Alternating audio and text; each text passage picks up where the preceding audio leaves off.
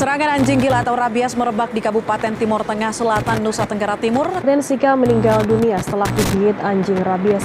Timur Tengah Selatan menerapkan status kejadian luar biasa rabies.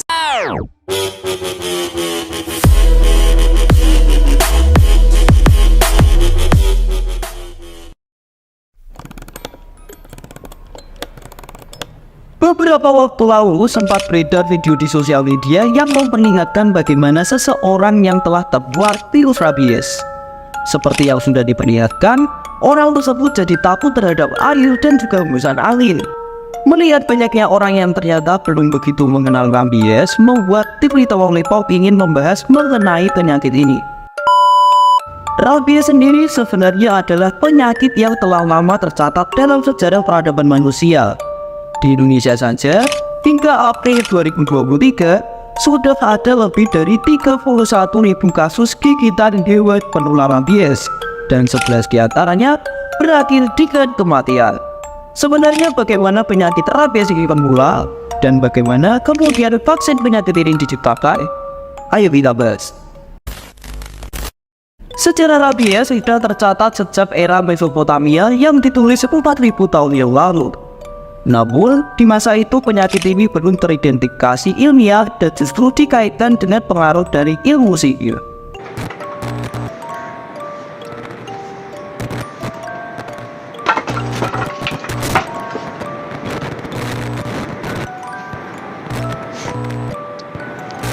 Kata rabies sendiri berasal dari bahasa Sanskerta kuno, yaitu adalah rabes, yang artinya melakukan kekerasan atau kejahatan. Sedangkan dalam bahasa Prancis, rabies disebut rage, berasal dari kata benda rompiri yang artinya menjadi gila. Our other top story tonight at 11, neighbors in Troy called the police, animal control, and the DNR all trying to get a rabid raccoon removed from their neighborhood. Semua mamalia sebenarnya rentan terhadap virus rabies, namun tidak semua dapat menularkannya. Jenis hewan penular rabies bervariasi tergantung dari letak geografis. Misalnya di wilayah Amerika Utara dan Selatan, serta beberapa tempat di Eropa, mayoritas didominasi oleh lumba, sipung, rakun, kelelawar, dan juga anjing. Sedangkan di wilayah Afrika, Timur Tengah, dan juga Asia, yaitu anjing menjadi penyumbang terbanyak penyebar virus ini. Secara garis besar, hewan karnivora dan kelelawar, khususnya kampret, merupakan penular virus rabies yang umum di seluruh dunia. Sementara jenis hewan yang dikategorikan sebagai penyebar rabies di Indonesia, yaitu anjing, kucing, kera, dan hewan karnivora ataupun primata lainnya. Cara penularan virus ini yang paling sering terjadi adalah melalui gigitan dari hewan yang telah terinfeksi. Di Indonesia, hampir 98% penularan rabies pada manusia terjadi akibat gigitan anjing dan sisanya oleh kera dan juga kucing. Selain gigitan, virus rabies juga bisa masuk ke dalam tubuh melalui luka cakaran dari hewan yang sudah terinfeksi. Hal tersebut terjadi apabila pada tanah hewan terkena air liur yang mengandung virus. Lalu apakah virus ini bisa menyebar lewat udara? Meskipun sangat jarang terjadi, rabies sebenarnya bisa ditularkan lewat udara pada tempat yang udaranya sudah tercemar virus rabies. Menurut artikel dari National Geographic, pada tahun 1962 dilaporkan kasus rabies pada 2 orang penjelajah gua setelah mereka memasuki gua Frio di Texas, Amerika Serikat, yang ditempati oleh kelelawar terinfeksi. Mereka diduga tertular lewat udara karena tidak ditemukan sama sekali adanya tanda-tanda bekas gigitan dari kelelawar.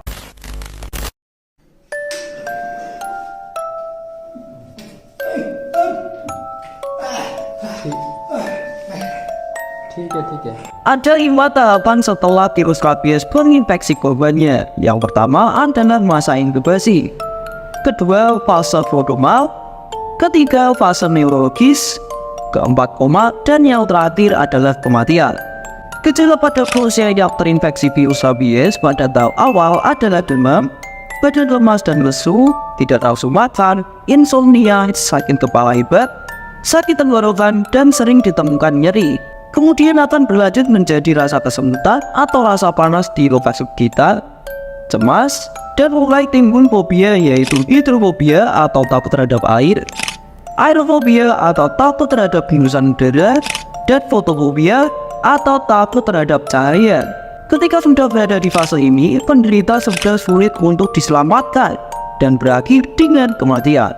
Sedangkan gejala hewan yang terkena rabies biasanya ditandai dengan karakter hewan menjadi ganas dan tidak menurut pada pemiliknya, tidak mampu menelan, lumpuh, mulut terbuka, dan air liur keluar secara berlebihan. Mereka cenderung bersembunyi di tempat gelap, ekor dilentutkan ke bawah perut di antara kedua paha, kejang-kejang dan diikuti oleh kematian.